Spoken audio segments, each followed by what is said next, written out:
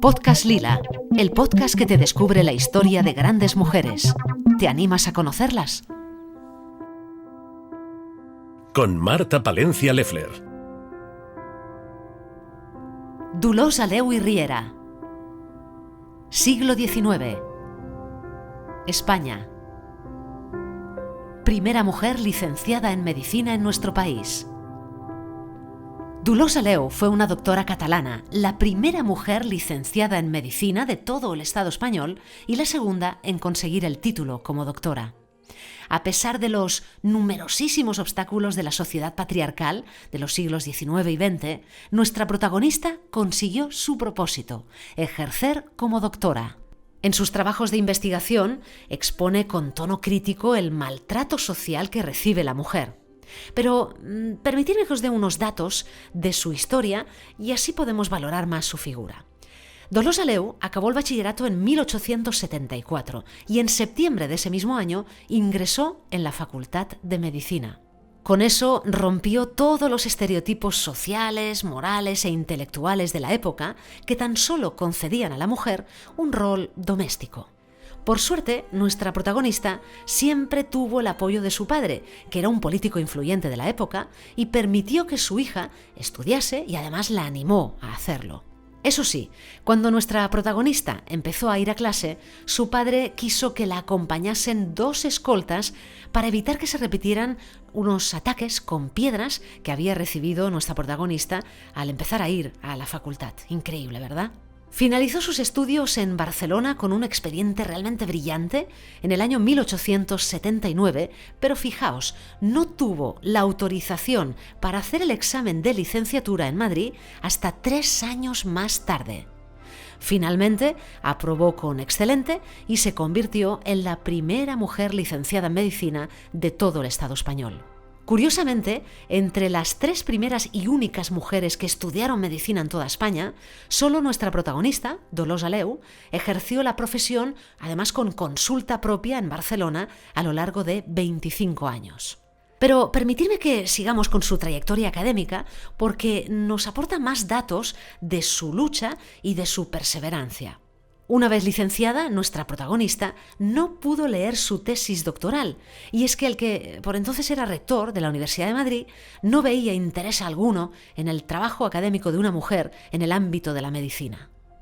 Esta tesis, por cierto, es un texto muy valiente, apasionado y revolucionario sobre la condición de ser mujer en el siglo XIX.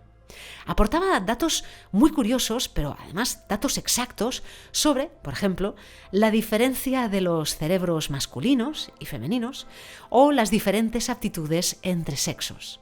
Su tesis tenía un claro mensaje de igualdad y además no importaba la categoría social de la mujer. Hablaba de mujeres trabajadoras, tanto de la ciudad como del campo, todas ellas obligadas a trabajar de forma exagerada, tanto dentro como fuera de casa, y además, en ocasiones, acosadas por hombres. Pero también citaba a mujeres ricas de la burguesía que, por ejemplo, utilizaban ropa interior que provocaba un deterioro de sus órganos vitales con la mera excusa de ser un adorno perfecto.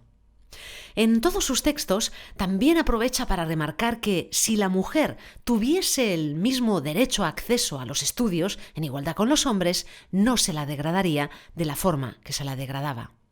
Son muchos los obstáculos que tuvo que vencer nuestra protagonista para no rendirse y para continuar su camino como profesional. Fijaos, los funcionarios del Ministerio de Educación de la época le denegaron la solicitud para presentarse a los exámenes para obtener el título de médico cirujano por el mero hecho de ser mujer. Esos funcionarios escribieron a su universidad para comprobar que fuese verdad que una mujer se hubiese matriculado y que estuviese cursando los estudios de medicina, porque todo aquello no les cuadraba. ¿Cómo era posible si no era un hombre? Finalmente, nuestra protagonista se especializó en ginecología y en medicina infantil y ejerció, como os decía antes, la medicina con éxito durante 25 años. Lo ejerció en su consulta, que estaba en Rambla, Cataluña, en Barcelona. Aquí atendía a mujeres de la burguesía, las cuales, por vergüenza ajena, habían dejado de acudir al médico y no se cuidaban de sus problemas ginecológicos. Pero también, y de forma altruista, atendía a niños huérfanos, a mujeres en situación precaria, como madres solteras, o otras mujeres que ejercían la prostitución.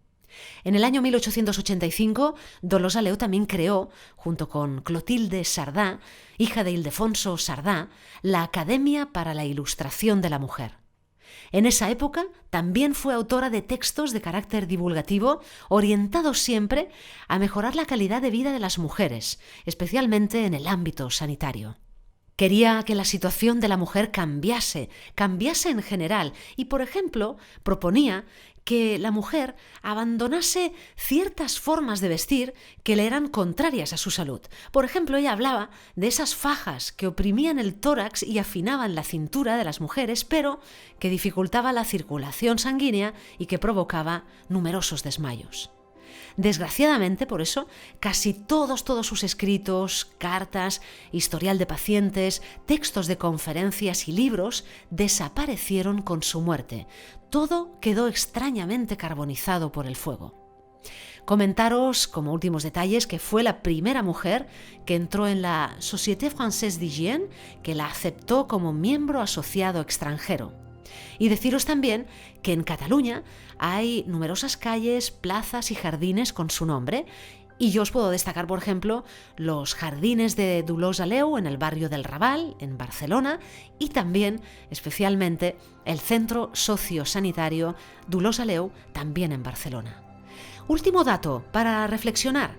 Aunque en los primeros años del siglo XX se produjo un impulso en las reformas de carácter social que de alguna forma beneficiaban el movimiento feminista, con acontecimientos como por ejemplo la huelga de mujeres de 1908 o el derecho de voto femenino en 1931, no fue hasta llegar a la mitad del siglo XX que volvieron a licenciarse mujeres en medicina. Tan solo para reflexionar.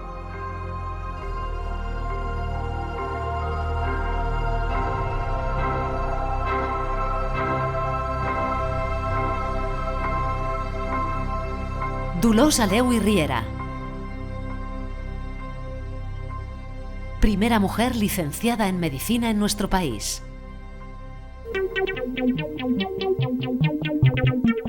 Sigue descubriendo la historia de mujeres pioneras en el podcast Lila.